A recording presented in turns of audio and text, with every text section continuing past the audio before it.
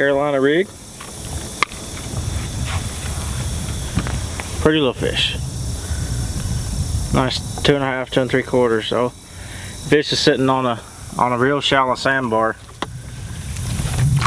Boat's sitting in 8 feet, and I'm throwing to literally inches. I can see the bottom, and there's a little depression in the sandbar, and they're sitting up there, and they're sitting out here in the little deeper part where the boat's sitting, just getting out of this current. It's a real narrow chute, and these fish are just letting the current funnel the bait down to them. They're just sitting here taking advantage of it. Carolina rig has kind of slowly been becoming a forgotten about technique. I mean, back in the older days when the Carolina rig first came out, everybody was throwing it, everybody was catching tons of fish on it, and it seems like, especially on tour, I'm seeing less and less of that. But that doesn't mean that it's becoming an ineffective technique by any means. I mean, it's just, you've got all these different choices, but that's something I want you to remember is all these baits on the Carolina rig, and it's been around for years, same as a spinner bait. It's going to work, it works now, it's going to continue to work for years down the road.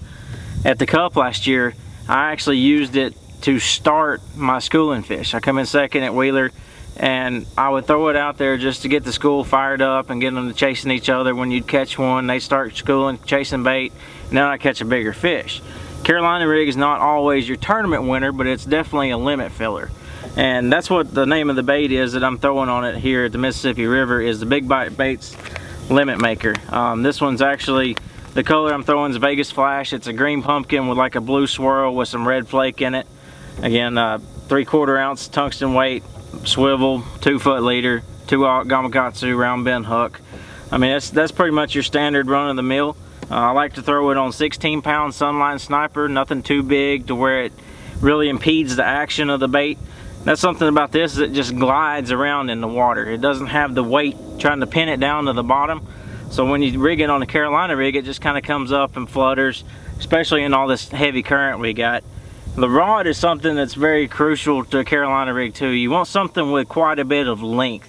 This is an 883 Denali Lithium Series rod. It's a 7'4" medium heavy. It's got just enough tip to help you throw this, but it's got enough backbone to, no matter how long the cast is, or if you're fishing ledges in 20 foot of water, it's got enough backbone to definitely drive that hook to them.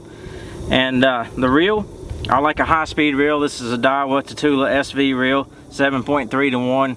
That's very important to me, is I don't want to throw anything where I feel like I got to take up a lot of line where the fish may be running at me. I want at least a 7-to-1 gear ratio reel. So, I mean, just take these tips and make sure you don't forget about the Carolina rig. And as far as that goes, all the other baits that have been around for years, and they'll still be around for years to come.